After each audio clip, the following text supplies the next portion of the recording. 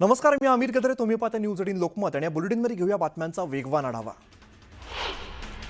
महिला डॉक्टरच्या आत्महत्या प्रकरणातील आरोपी प्रशांत बनकरला 4 दिवसांची पोलीस कोठडी सुनावण्यात आली आहे. आरोपी प्रशांत बनकरला फलटणमधूनच अटक करण्यात आली आहे. महिला डॉक्टरने सुसाईड नोटमध्ये प्रशांत बनकर याच्यावरती छळाचा आरोप केला होता. महिला डॉक्टरची आत्महत्या गुरुवारी रात्री 10:30च्या सुमारास उघड झाली होती. तर आरोपी प्रशांत बनकरच्या कुटुंबियांनी त्याच्यावरील सर्व आरोप खोडून काढले. प्रशांत बनकर हा निर्दोष असून महिला डॉक्टरच त्याला सतत त्रास देत होती असा आरोप त्याच्या बहिणीनं केलाय.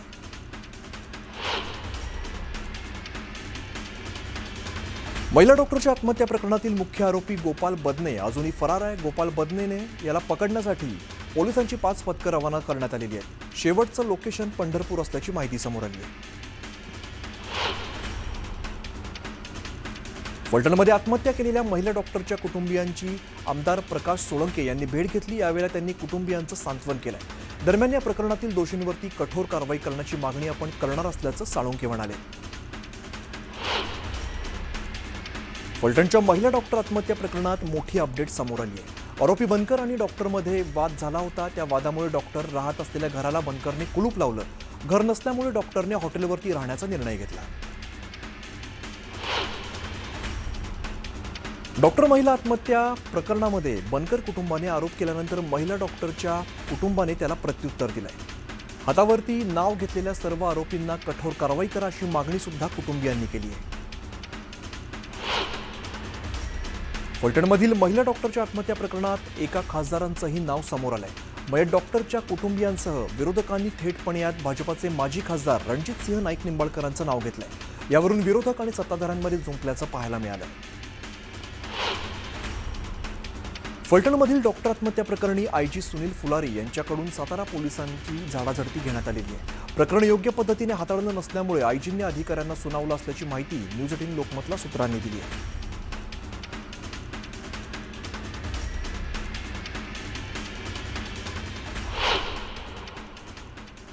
फलटण इथल्या डॉक्टर तरुणीच्या आत्महत्येनंतर महाराष्ट्र राज्य राजपत्रित वैद्यकीय संघटना आक्रमक झालेली आहे. या प्रकरणाची चौकशी निपक्षपाती व्हावी आणि दोषींवरती कारवाई करावी अशी मागणी त्यांनी केली आहे. तर ज्या पोलीस स्टेशनबाबत तक्रार होती त्या पोलीस अधिकाऱ्यांकडून हा तपास काढून घ्यावा अशी मागणी सुद्धा त्यांनी केली आहे.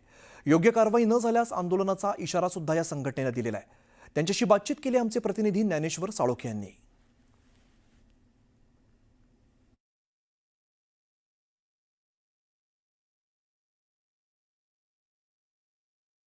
फलटणमध्ये डॉक्टर तरुणीनं आत्महत्या केल्यानंतर वैद्यकीय क्षेत्र हादरून गेलेलं आहे. आपल्यासोबत राज्यभरातले काही डॉक्टर फलटण रुग्णालयामध्ये आज आले होते. चौकशी समितीच्या समोर त्यांनी आपलं म्हणणं सुद्धा मांडलेलं आहे. ते डॉक्टर आपल्यासोबत आहेत. त्यांच्याकडून या संदर्भातली आपण माहिती जाणून घेणार आहोत. कारण वैद्यकीय क्षेत्रामध्ये काम करत असताना त्यांना कितपत अडचणींना आहे ते सामोरं जावं लागतं आणि कशा पद्धतीचा दबाव आहे तो सहन करावा लागता. खरं तर या डॉक्टर तरुणीनं आत्महत्या केल्यानंतर आज चौकशी समिती इथं दाखल झाली. तुम्ही सुद्धा त्या चौकशी समितीची भेट घेतली. काय नेमकी तुमची चर्चा झाली? नमस्कार. आम्ही सर्वजण Maharashtra association of gazetted medical officers group A याचे सर्व सदस्य आहोत आणि राज्य कार्यकारिणी म्हणून आम्ही काम करतो आहे. राज्यामध्ये मी कार्यकारी अध्यक्ष म्हणून काम करतो आहे. खरं तर आम्ही कालपासून आम्ही 2 टीम तयार केल्या होत्या. एक टीम संबंधित तरुणीच्या घरी सांत्वनासाठी आणि माहितीसाठी गेलेली आणि दुसरी टीम आम्ही आज फलटण उपजिल्हा रुग्णालयामध्ये आम्ही भेट दिली. चौकशी समितीशी चर्चा केली आणि सर्वच कर्मचाऱ्यांनी चर्चा केली असता आम्हाला असं निदर्शनास आलं की गेली 2 वर्षापासून संबंधित आमचे सहकारी डॉक्टर इथे काम करत असताना इथं त्याच्याबद्दल कामाबद्दल कोणतीही तक्रार नव्हती ना सहकाऱ्यांची कुठली त्याच्या वागण्याबद्दल तक्रार होती. सहकारी डॉक्टर असतील, कर्मचारी असतील, सर्वांचंच म्हणणं होतं की ते कामामध्ये एकदम प्रॉम्प्ट होत्या. कोणत्याही प्रकारचे त्यांच्या कामाबद्दल तक्रार एमएसने सुद्धा सांगितलेली नाही. असे असताना जून महिन्यामध्ये त्या संबंधित महिला वैद्यकीय अधिकाऱ्यांनी की पोलीस फार हॅरेसमेंट करतात, सर्टिफिकेटसाठी त्रास देतात अशी तक्रार त्यांना DYSPकडे केली होती. दुर्दैवाची गोष्ट आम्हाला सांगावीशी वाटते की त्यानंतर संबंधित DYSPंनी याबाबत कुठलीही दखल घेतली गेली नाही. की एक लेडी मेडिकल ऑफिसर, MBBS झालेले मेडिकल ऑफिसर आणि गॅजेटेड मेडिकल ऑफिसर पदावर काम करणाऱ्या वैद्यकीय अधिकारी तक्रारीची दखल घेणं खरं तर आवश्यक होतं. अशी कुठलीही दखल घेतली गेली नाही. उलट जूनमध्ये संबंधित पोलीस अधिकाऱ्यांची तक्रार केल्यानंतर 1.5 महिन्यानंतर त्या संबंधित अधिकाऱ्यांनीच आमच्या वरिष्ठ अधिकाऱ्यांकडे त्या महिला वैद्यकीय अधिकाऱ्याबद्दल तक्रार केली. ही फार गंभीर बाब आहे. अशा बऱ्याचशा ठिकाणी पोलिसांकडून सर्टिफिकेटसाठी किंवा पोस्टमॉर्टमसाठी दबाव आणला जातो. अरेस्ट होते पोलिसांच्याकडून नवीन वैद्यकीय तंदुरुस्त द्या म्हणून. नवीन वैद्यकीय अधिकाऱ्यांना ह्याबाबत बरेचसे माहिती नसल्यामुळे ते ह्या अशा परिस्थितीला बळी पडतात. त्यामुळे ह्याबाबत शासनाने एक नक्कीच कायदा केला पाहिजे किंवा गाईडलाईन्स दिल्या पाहिजेत की यामध्ये नक्की नवीन वैद्यकीय अधिकाऱ्यांनी कसं ह्याचा प्रोटोकॉल काय असावा ही आमची मागणी आहे. आणि शासनाकडनं गाईडलाईन आल्या पाहिजे आणि त्यासाठी आम्हाला एक संरक्षण मिळालं पाहिजे वैद्यकीय अधिकारी आणि यांना, आणि खास करून महिला वैद्यकीय अधिकाऱ्यांना रात्री बेरात्री. आता ह्याच प्रकरणामध्ये पाहिलं तर त्यांनी दिलेल्या चौकशीमध्ये रात्रीचे पेशंट म्हणजे ते आरोपी घेऊन येण्याचे प्रकार खूप मोठे होते. तर रात्रीचा आणण्यामागं काय उद्देश होता आमचा हा एक प्रश्न आहे का. त्या आमच्या संबंधित भगिनी ज्या आहेत महिला वैद्यकीय अधिकारी त्यांच्या बाबतीत म्हणजे त्यांनी जीव दिला. याबाबत पोलिसांची सुद्धा काही तांत्रिक अडचण असू शकते. नेहमीच कशी काय असू शकते. रात्रीच येण्यामागे आलेल्या बऱ्याचशा याच्यामध्ये रात्रीचे आणलेले प्रकरणं जास्त आहेत. तर या प्रकरणाची चौकशी निपक्षपाती व्हावी असं वाटतं का? निश्चितपणे अशा प्रकरणामध्ये आमच्या भगिनी ज्या आहेत महिला वैद्यकीय अधिकारी यांना न्याय मिळण्यासाठी स्थानिक पोलिसांना यामध्ये इन्व्हॉल्व न करता विशेष पथकामार्फत SID मार्फत याची चौकशी होणं आवश्यक आहे. त्यामुळं कुठलेही संबंध कोणाची आड येणार नाही. त्यांनी निष्पक्ष चौकशी होईल अशी अपेक्षा. Video journalist Sandeep Patil, Dnyaneshwar Salunkhe, news 18 Lokmat, Phaltan, Satara. बुलेटिनमध्ये आता घेऊया बातम्यांचा वेगवान आढावा. मुरलीधर मोहोळ यांनी पहिल्यांदाच जैन बोर्डिंग इकडे जाऊन जैन मुनींची भेट घेतली, जिथे जैन मुनी आणि मुरलीधर मोहोळ यांच्यात चर्चा झाली आहे. मोहोळांनी जैन समाजाला अपेक्षित असा निर्णय घेणार असल्याचं म्हटलेलं आहे. मोहोळ यांनी जैन मुनींची भेट घेतल्यानंतर जैन समाज चांगलाच आक्रमक झाल्याचं पाहायला मिळालं. मोहोळ यांच्या समोरच जैन समाजाने जोरदार घोषणाबाजी केली. त्यामुळे मोहोळांना जैन समाजाच्या रोषाला सामना करावा लागला आणि त्यानंतर मोहोळ यांनी काढता पाय घेतला. जैन मुनींसोबत सकारात्मक चर्चा झाली, मात्र 2 लोक सोडलेली त्यांनी घोषणाबाजी केली असा आरोप केंद्रीय राज्यमंत्री मुरलीधर मोहोळ यांनी केला.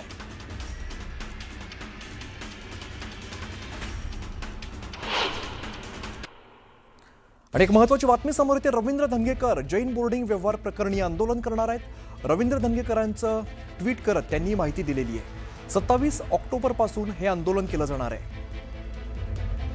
महत्त्वाची बातमी समोर येते. रवींद्र धंगेकर यांनी जैन बोर्डिंग व्यवहाराप्रकरणी आंदोलन करणार असल्याचं सांगितलेलं आहे. धंगेकरांनी तशा प्रकारचं ट्विट करत ही माहिती दिलेली आहे. 27 ऑक्टोबरपासून हे आंदोलन करणार असल्याचं त्यांनी सांगितलंय. जैन बोर्डिंगचा व्यवहार रद्द व्हावा आणि प्रकरणाची कठोर चौकशी व्हावी यासाठी देशाचे पंतप्रधान माननीय नरेंद्र मोदी यांना पत्राद्वारे विनंती करतोय.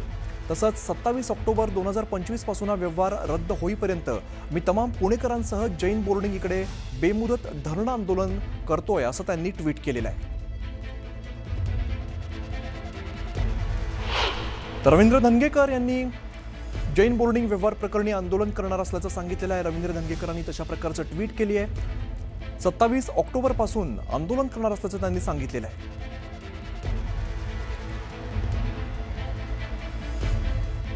पुढे जाऊया. न भूतो न भविष्यती मोर्चा झाला पाहिजे, दिल्लीने सुद्धा दखल घेतली पाहिजे अशी तयारी करा असे आदेश राज ठाकरेंनी मनसैनिकांना दिलेले आहेत. 1 नोव्हेंबरला विरोधक मुंबईत निवडणूक आयोगाच्या विरोधामध्ये विराट मोर्चा काढतायत आणि या मोर्चामध्ये महाविकास आघाडीसोबतच मनसे देखील सहभागी होणार आहे. हा मोर्चा सत्तेसाठी नाही तर सत्यासाठी आहे. हा मोर्चा खोट्या मतदारांसाठी नाही तर खऱ्या मतदारांसाठी आहे असंही यावेळेला राज ठाकरे म्हणाले. राज ठाकरे यांच्या सूचनांनंतर मनसेचे नेते आणि पदाधिकारी मोर्चाच्या यशस्वी आयोजनासाठी जोमाने तयारीला लागलेत.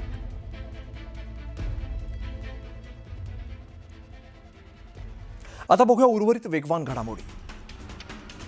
महाविकास आघाडीचे आणि मनसेचे नेते मंगळवारी दुपारी 12:30 वाजता मुंबई पोलीस आयुक्तांची भेट घेणार आहेत. यामध्ये मोर्चाच्या परवानगीविषयी पोलीस आयुक्तांची नेते चर्चा करणार असून परवानगीबाबत मुंबई पोलिसांना पत्र दिलं जाणार आहे. सिंधुदुर्ग जिल्ह्यात आम्ही मैत्रीपूर्ण लढाईसाठी तयार आहोत. शिवसेनेसारखं भाजपानेही नगरपालिका स्वबळावरती लढवण्याची तयारी केली असल्याची माहिती नितेश राणे यांनी दिली आहे. भाजपाकडून सुद्धा सावंतवाडी आणि वेंगुर्ल्यामध्ये बैठका घेण्याचं सत्र सुरू असल्याचं राणेंनी सांगितलंय. दौंड नगरपालिकेत मतदार यादीवरून राडा झालाय. राष्ट्रवादी काँग्रेस पक्षाच्या प्रवक्त्या वैशाली नागावडे आणि वीर धवल जगदाळे हे आक्रमक झाले. मतदार यादीतील नावं कोणतीही पूर्वसूचना न देता दुसऱ्या प्रभागात टाकल्यामुळे या प्रकरणी मुख्याधिकाऱ्यांना जाब विचारण्यात येतो.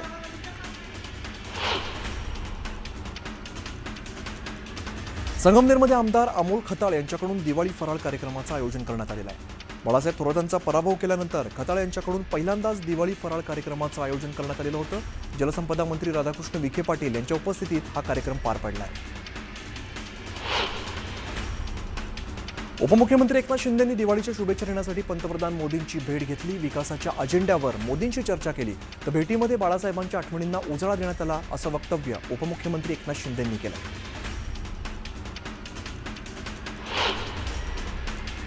दिल्लीतील भेट होते ही विकासाच्या मुद्द्यावरच होते. मात्र मी गावी गेलो किंवा दिल्लीला आलो तरी सुद्धा चर्चा होतात असा टोला उपमुख्यमंत्री एकनाथ शिंदेंनी विरोधकांना लगावलाय. महायुतीतील प्रत्येक नेत्याने महायुती जपली पाहिजे. महायुतीत मतभेद होता कामा नयेत. प्रत्येकानंच काळजी घ्यावी असं रवींद्र धंगेकरांकडे पक्षाचा निरोप गेलाय. त्यांना योग्य ती समज दिली आहे असं वक्तव्य उपमुख्यमंत्री एकनाथ शिंदेंनी केलंय. भाजपानं मुंबई महापालिकेसाठी 150 पेक्षा अधिक जागांवरती विजय मिळवण्याचं लक्ष्य ठेवलंय. केंद्र आणि राज्यापाठोपाठ मुंबई महापालिकेत वर्चस्व प्रस्थापित करण्यासाठी भाजपाकडून आखणी सुरू आहे. शिंदे गटाला 65 ते 75 जागा देण्यास भाजप अनुकूल असल्याची माहिती सूत्रांनी दिली आहे. जिल्हा परिषद पंचायत समिती निवडणुकीत आमच्या विचाराचे सदस्य निवडून दिले तर तुम्हाला विकास निधीसाठी कुठेही जाण्याची गरज नाही असं वक्तव्य पुन्हा मंत्री नितेश राणे यांनी केलंय.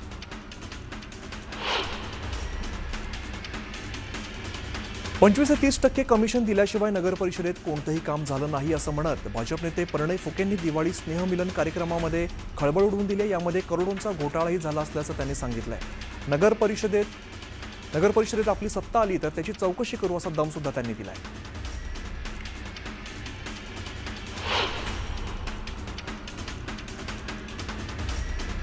सोशल मीडियाच्या माध्यमातून अल्पवयीन मुलींना आपल्या जाड्यात ओढू पाहणाऱ्या नराधम मोहम्मद अमीनला भाजपाच्या कार्यकर्त्यांनी चोप दिला. या घटनेचा व्हिडिओ समाज माध्यमांवरती व्हायरल झाला असून तीव्र संताप व्यक्त केला जातोय.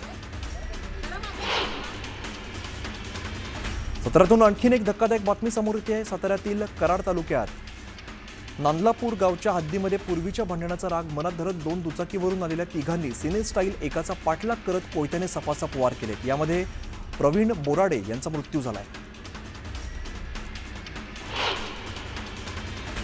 बुलढाण्यात पत्नीशी झालेल्या वादाचा नराधम बापाने जुळ्या मुलींवरती राग काढलेला आहे. पत्नीवरती आलेल्या रागातून त्याने 2 मुलींचा जीव घेत त्यांचा मृतदेह जंगलामध्ये पुरलाय. संतापजनक घटना बुलढाण्यातील अंढेरा या पोलीस स्टेशनच्या हद्दीत घडली आहे.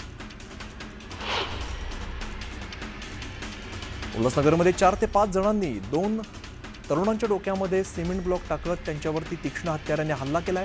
कॅम्प नंबर 5च्या दूधनका परिसरात रात्रीच्या सुमारास ही घटना घडली आहे. मुंबई पुणे एक्सप्रेसवेवर भरधाव कारचा अपघात झाला. वाहन चालकाचं नियंत्रण सुटल्यामुळे कार डिवायडरवरती धडकल्याने अपघात झाला. सुदैवाने कोणी जखमी झालेलं नाही.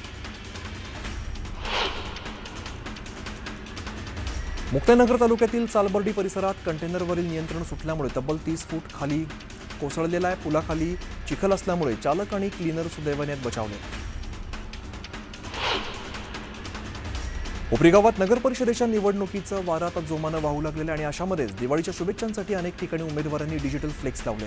अशातच एका डिजिटल फ्लेक्सच्या खाली मारामारीचा प्रकार केल्याचं उघड झालंय.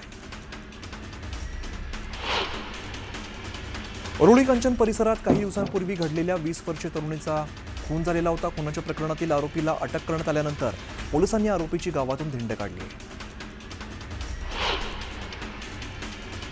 मुंबईतील 50 लाखांच्या एमडी ड्रग्ज प्रकरणातील फरार आरोपीला बारामती तालुका पोलिसांकडून अटक करण्यात आली आहे. एनडीपीएस कायदा 1985 अंतर्गत तसंच अन्य कलमांअंतर्गत हा गुन्हा नोंदवण्यात आला आहे. जालन्यात नीलगाईने धडक दिल्यानंतर अपघात होऊन दुचाकीने पेट घेतली. या अपघातामध्ये दुचाकी जळून खाक झाली आहे तर दुचाकीस्वार गंभीर जखमी झाला आहे.